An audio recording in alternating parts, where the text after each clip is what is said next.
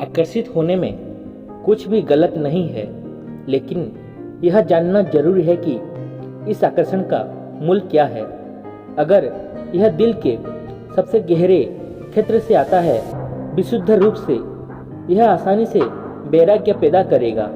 हालांकि अगर यह शारीरिक या मानसिक विकारों की अशुद्धता के कारण होता है, तो यह वासना में जीवन को शामिल करते हुए गिरावट या अज्ञान का कारण बन सकता है। इस उत्तर से शिष्य उपगुप्त के सभी शंकाओं का समाधान हो गया। उपगुप्त तथागत के कहने पर लोगों के कल्याण में प्राप्त ज्ञान को निवेश करने के महान इरादों से निकल पड़े।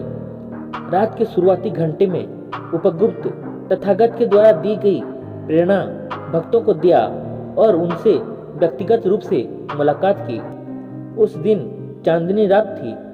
इस दौरान एक सुंदरी कन्या को उपगुप्त के दर्शन करने का अवसर मिला। विडंबना यह था कि जैसे ही वो इस अदृश्य सुंदरता को देखे, वो एक पल के लिए व्याकुल हो गए। उन्होंने मन ही मन बुद्ध का ध्यान किया। उन्होंने शुद्ध प्रेम के साथ सुंदरी से आने का कारण पूछा। युवती ने झिझकते हुए उपगुप्त से कहा, महात्मा, कृपया मेरे साथ कुछ समय बिताएं और मुझे कृतार्थ करें। उपगुप्त ने प्रसन्न मन से उनकी प्रार्थना स्वीकार किया और वचन दिया, समय आने पर मैं आपकी इच्छा पूरा करूंगा। इस क्रम में कई साल, दिन, महीने बीत गए। युवती शरीर के प्रति चिंता न करते हुए विलासिता में जीवन काट रही थी कि एक दिन बीमार हो गई। उनकी सुंदरता अचानक से नष्ट हो गया।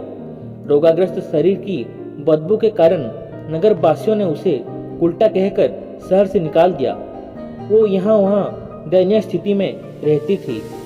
संयोग से उपगुप्त को उनकी दुर्दशा के बारे में पता चला और उन्हें युवती की बात याद आ गई। अचानक से वो उनसे मिले। उपगुप्त को देखकर युवती गुस्से से कहा, जब मैं प्रेम की योग्य थी तब आप मेरे पास नहीं आए और अब आने से क्या फायदा। उपगुप्त सरलता से कहा, देवी, शारीरिक आकर्षण को प्रेम नहीं वासना कहा जाता है। जब भावनाएं दूषित होती हैं तो वो वासना में बदल जाती हैं, और जब भावनाएं पवित्र होती हैं तो वो करुणा में बदल जाती हैं। करुणा भौतिक रूप को देखकर नहीं, दर्द को देखकर जागती है। इसी करुणा के फलस्वरूप मैं आपकी सेवा में उपस्थित हूँ।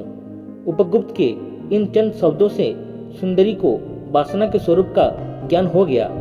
अब भिक्षु के रूप में चलने का साहस उनके रोगाग्रस्त शरीर में आ चुका था।